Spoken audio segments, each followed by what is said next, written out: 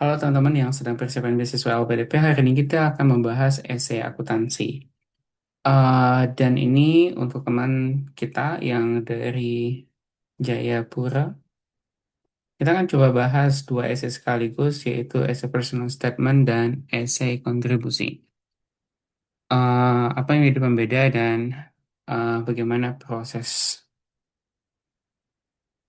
penulisannya. Oke, kita akan mulai dengan esai kontribusi dulu ya. Diawali dengan Indonesia menargetkan impiannya. Sebenarnya, buat teman-teman yang sedang menulis esai LPDP, mungkin sebagian besar akan berfokus kepada ini ya, Indonesia Emas 2045. Dan hampir semua esai yang udah saya baca itu mengacu ke ini semua. Idealnya, supaya tidak terjadi kebosanan, teman-teman coba mencari alternatif lain dalam apa namanya dalam mempositioning teman-teman kayak gitu. Eh, ingin studi apa dan kenapa studi itu penting kayak gitu. Eh, Tanpa harus mengangkat Indonesia Emas 2045. Itu sebagai salah satu alternatif supaya teman-teman bisa stand out dari mayoritas yang lain menggunakan Indonesia Emas 2045 sebagai salah satu argumen mereka. Kemudian ini beberapa agenda yang dibahas sesuai dengan agenda ini sejalan dengan tujuan pembangunan keberlanjutan SDGs, khususnya SDG 4 yaitu pendidikan berkualitas. Oke, kemudian Papua masih menghadapi tantangan serius. Jadi mulai dari latar belakang Papua dulu ya. Dengan sektor pendidikan vokasi, literasi keuangan. Data Dinas Pendidikan Papua menunjukkan bahwa kebutuhan guru produktif SMK, khususnya di bidang akuntansi dan kejuruan, itu diperkirakan mencapai 900 orang. Sementara guru yang tersedia baru sekitar 450 orang, sehingga 50% dari kebutuhan yang terpenuhi. Oke, cuma 50% ya kendalanya. Di sisi lain, tantangan pendidikan ini berdampak langsung pada rendahnya literasi keuangan. Survei Nasional Literasi Inklusi Keuangan mencatat bahwa indeks literasi keuangan Papua sebesar 45,19%. Oke, kemudian ini data-data yang disajikan, ini data-data yang menunjukkan urgensi. Sebenarnya udah sangat baik dalam proses menunjukkan urgensi di awal ya. Kemudian, padahal Papua memiliki potensi besar untuk UMKM berbasis sumber daya alam dan kekayaan budaya lokal yang bernilai ekonomi tinggi apabila didukung dengan tata kelola keuangan yang baik dan pemanfaatan teknologi yang tepat guna. Mungkin bisa coba dikasihkan data kenapa potensi itu tuh besar dan apa aja potensi alam yang atau kekayaan budaya lokal yang bisa dianggap menjadi ekonomi bernilai tinggi kayak gitu. Kasihkan salah satu contohnya. Eh, Ya, mungkin bisa coba cari salah satu produksi, kemudian em, apa namanya jenis jenis sumber daya alam seperti apa yang memiliki nilai ekonomi tinggi dan itu sangat penting untuk memberikan apa ya kejelasan kayak gitu dari sisi mana UMKM di Papua itu tuh bisa berkembang. Pengalaman saya sebagai pengajar akuntansi dan mendampingi UMKM di Jayapura memperlihatkan kesenjangan nyata antara visi nasional dan digitalisasi realitas. Oke, hal tersebut menegaskan persoalan utama bukan terletak pada ketersediaan teknologi, melainkan ketersediaan sistem akuntansi digital yang dengan konteks lokal. Bagaimana aplikasi akuntansi dirancang kompleks berbasis teknis dan tidak mempertimbangkan pola usaha komunal, serta budaya masyarakat Papua. Oh, menarik.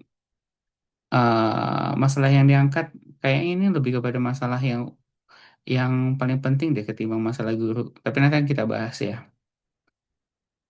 Oke, berangkat dari kondisi tersebut, saya meyakini bahwa pencapaian Indonesia Emas 2045 membutuhkan pendekatan digitalisasi yang inklusif dan kontekstual. Good argument, digitalisasi akuntansi tidak membutuhkan tidak cukup sebagai penerapan teknologi semata, melainkan harus dirancang secara sederhana, adaptif, dan berakar pada budaya lokal Papua agar benar-benar menjadi alat pemberdaya bagi pendidikan vokasi, tata kelola UMKM, dan kemandirian ekonomi.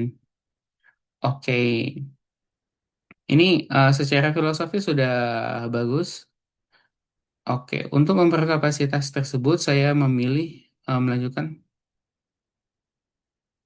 Oke, program ini saya memiliki untuk fondasi kuat.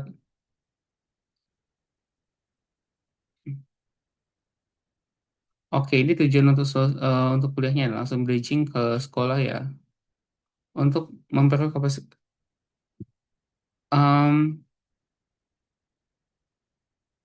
Oke, di sini oleh karena itu diperlukan sumber daya manusia, tapi juga memiliki kompetensi ilmiah, pemahaman lapangan, serta mampu merancang sistem informasi.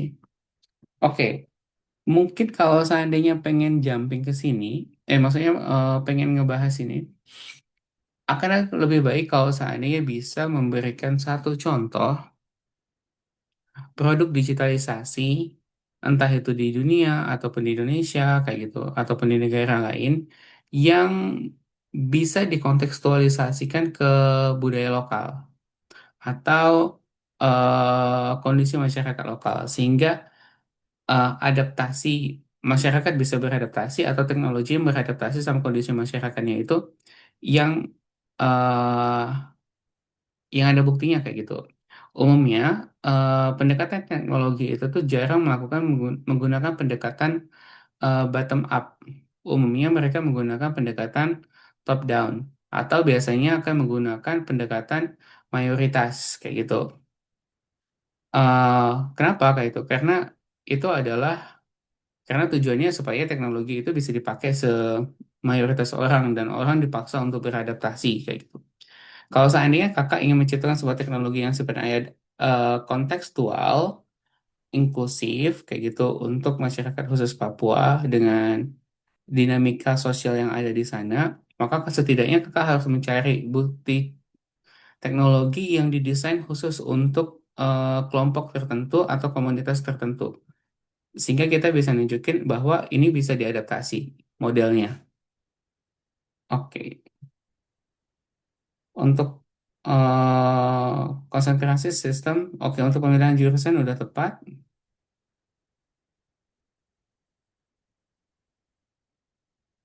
Oke, kompetisi yang akan digunakan untuk mengembangkan platform.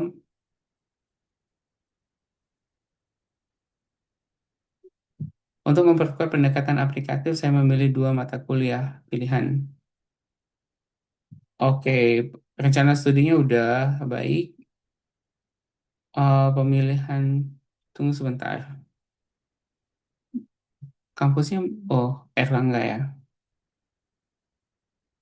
Oke, untuk masalah pelaporan dan sebagainya, dosen yang dipilih juga udah tepat sebagai salah satu bukti kenapa kampus itu jadi pilihan. Oke, kegiatan non-akademiknya udah dijelasin. Kemudian, selaras dengan latar belakang tersebut. Oke, untuk kegiatan ini, alasan pemilihan kampus dan rencana saat saat studi udah aman ya, udah bagus. Tinggal masalahnya itu tuh eh, ini terlalu lompat kayak gitu. Jadi mungkin bisa dijelasin kayak gitu tentang nanti di ujung perkuliahan kakak akan mengambil tesis dengan judul apa? Karena karena S2 di Indonesia kan wajib tesis ya.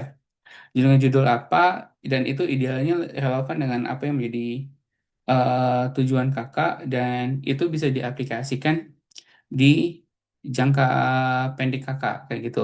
Jadi idealnya hasil itu tuh dijelasin di situ.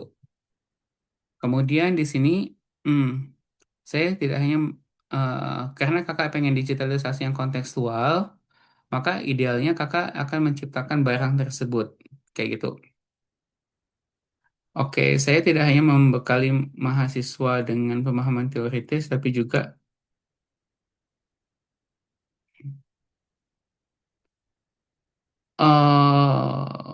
Oke. Saya nggak menyarankan untuk tahap awal kakak langsung ke sini menjadi dosen. Saya menyarankan kalau seandainya menjawab dulu tantangan yang di awal, yaitu menciptakan produk yang kakak bilang. Yang jadi masalah di sana kan di awal kan produknya. Jadi kayak gini, kakak tuh punya masalah, saya gambar di sini ya. Masalahnya itu tuh adalah kontekstualisasi teknologi. Maka setelah belajar, harusnya penyelesaiannya itu adalah kontekstualisasi teknologi juga. Jadi bukan hal yang berbeda kayak gitu. Kecuali untuk jangka menengah sama jangka panjang itu bisa melakukan perubahan kayak gitu arahnya. Tapi untuk jangka pendek tuh harus aplikasi dari eh, pemanfaatan apa namanya pemanfaatan pengetahuan kita yang sifatnya langsung setelah kita lulus kuliah. Oke, maka idealnya itu tuh di sini dijelasin tentang rencana tesis kakak dan rencana tesis kakak tuh menciptakan teknologi tersebut dan teknologi yang kakak coba ciptakan itu langsung coba diaplikasikan di pilot project kan atau di pilot eksperimen kan kayak gitu untuk beberapa UMKM yang ada di sana. Oke, oke kurang lebih seperti itu. Yang kemudian yang kedua di sini belum dijelaskan tentang penggunaan ilmunya secara aplikatif. Ini lebih kepada posisi kakak lebih kepada transfer ilmu. Transfer ilmu itu tuh,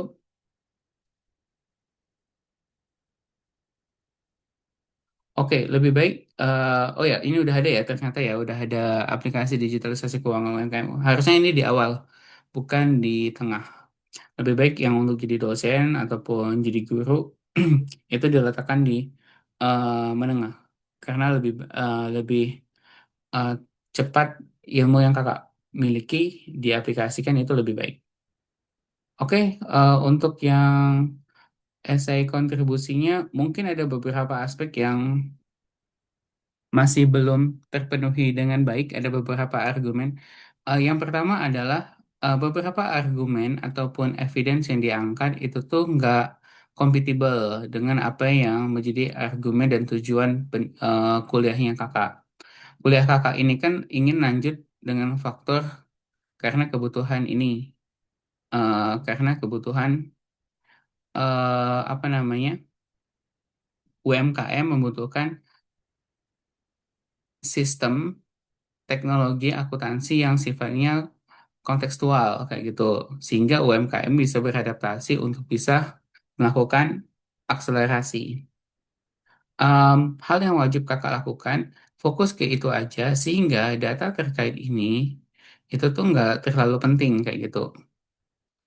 Karena ini nggak terlalu relevan untuk dimasukin. Kalau seandainya kakak membahas tentang kekurangan guru SMK yang ada di Papua, bayangan saya di awal itu tuh adalah eh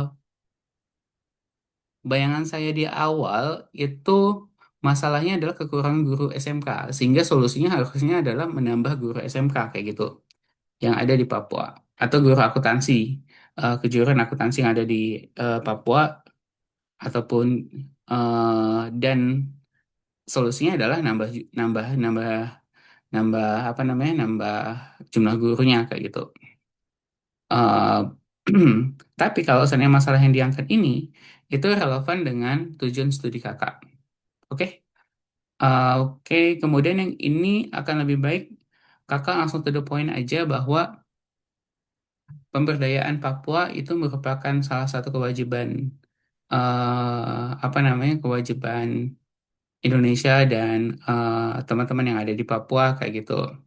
Dan salah satunya yaitu melalui peningkatan UMKM. Namun digitalisasi UMKM yang ada di Papua itu masih belum merata diakibatkan XYZ dan salah satu faktor utamanya adalah eh, penggunaan teknologi yang sifatnya terlalu teknis dan tidak kontekstual sesuai dengan pola hidup atau gaya hidup masyarakat Papua yang komunal misalkan. Habis itu kasihkan beberapa data yang relevan dan setelah itu baru lanjut ke bagian ini, contoh-contoh dan kebutuhannya. Hmm. Oke, itu untuk yang esai ini. Kita lanjut ke personal statement. Dalam personal statement, em, saya udah melihat bahwa beberapa aspeknya udah sangat baik. Cuman harusnya di bagian awal, kakak itu tuh nggak langsung lompat tentang apa yang kakak kerjain. Jadi, kalau saya, misalkan ya, wilayah yang kaya sumber daya alam dan menyimpan potensi besar bagi kemajuan Indonesia, saya dibesarkan dan keluarga yang sederhana orang tua.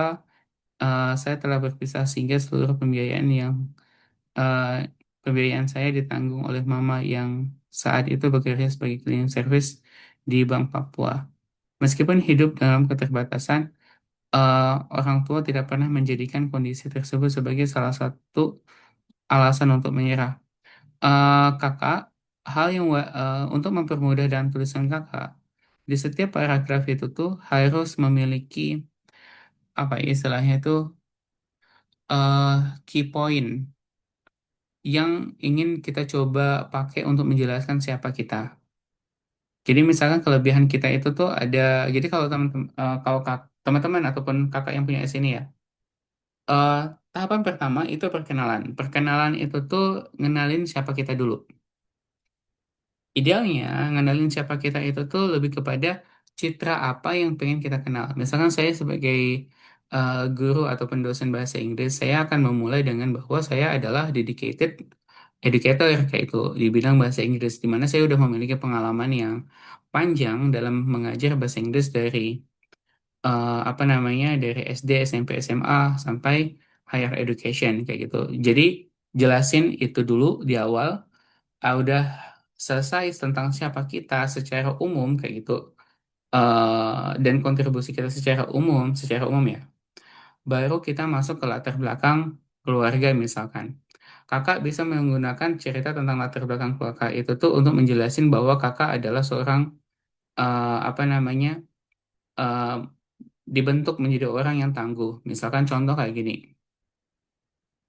em, menjadi anak yang hidup kayak gitu, salah. Mungkin ya memiliki keluarga yang tidak utuh itu menjadikan kakak menjadi orang yang tangguh kayak gitu dalam berbagai macam keterbatasan dan belajar untuk menerima hidup. Habis itu kakak jelasin apa aja. Jadi tahapan satu kakak jelasin kelebihan kakak dari aspek apa ya kepribadian. Kemudian yang ini kakak menjelasin kelebihan kakak dari aspek wirausaha kayak gitu. Kemudian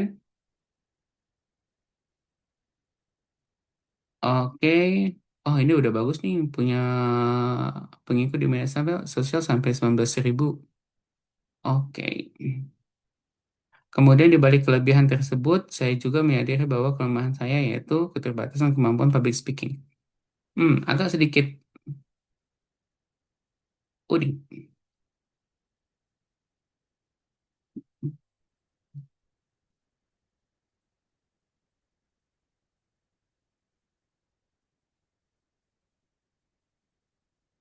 Oke, jadi kakak nganggap bahwa public speaking kakak itu merupakan kekurangan dan kayak dimana kakak mudah grogi saat berbicara di depan umum. Kemudian meskipun diliputi dengan rasa gugup, pengalaman tersebut menjadikan titik awal perubahan diri dalam kakak untuk terus konsisten. Oke, ini bisa untuk dijelasin tentang kekurangan, aman. Kemudian proses berbekal kelebihan dan proses refleksi dan kelemahan saya memperoleh pelajaran berharga, pengembangan diri. Oke, saya berhasil menyelesaikan studi sarjana akuntansi dengan predikat. Oke, bagus. Selama masa perkuliahan saya tidak. Oke, sebentar. eh Runtutan informasinya. Saya sih selalu menyarankan untuk bisa meruntunkan informasinya itu berdasarkan urutan kejadian. Jadi apa yang kakak tulis tuh kayaknya agak sedikit lompat. Maksudnya kayak apa yang terjadi sekarang, apa yang terjadi di masa lalu, habis itu balik lagi ke masa lalu, habis itu menjelaskan apa yang terjadi sekarang. Idealnya adalah menjelaskan berdasarkan urutan kejadian. Jadi kalau seandainya saya boleh usul, ini kejadian pertama kayak gitu. Kemudian jadikan keduanya itu adalah selama kakak kuliah. Jadi nggak lolos dulu, lulus tuh nggak dibahas di sini.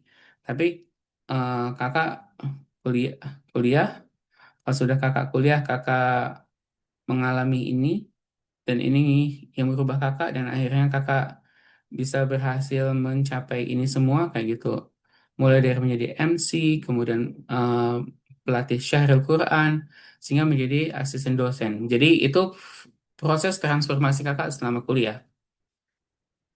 Kemudian jelasin tentang lomba-lomba apa aja yang udah kakak menangkan selama kakak kuliah S1. Kemudian nanti baru di apa namanya, di beberapa, kalau udah selesai kegiatan kuliahnya dibahas, baru ditutup dengan kalau kakak lulus dan sekarang kakak setelah lulus kakak menjadi guru akuntansi di sekolah vokasi dan kakak juga menjadi seorang wirausaha kayak gitu. Jelasin wirausahanya, misalkan kakak bilang bahwa produk kakak adalah skincare. Kemudian idealnya dari produk tersebut itu tuh kakak udah ngebantu banyak berapa orang dari proses bisnis kakak. Apakah kakak punya karyawan ataukah itu masih self employ, mari masih kayak one man show. Kakak jelasin sesuai dengan apa yang kakak alami ya. Oke, kemudian yang terakhir adalah tentang kegiatan kakak berhubungan sama UMKM.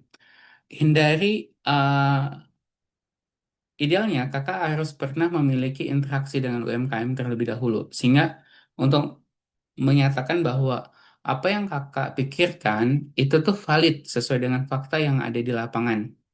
Seringkali seseorang itu, ini yang saya alami ya dari beberapa kali mentoring, seringkali itu tuh menuliskan aspek yang mereka perkirakan, padahal mereka itu nggak memiliki pengalaman tersebut.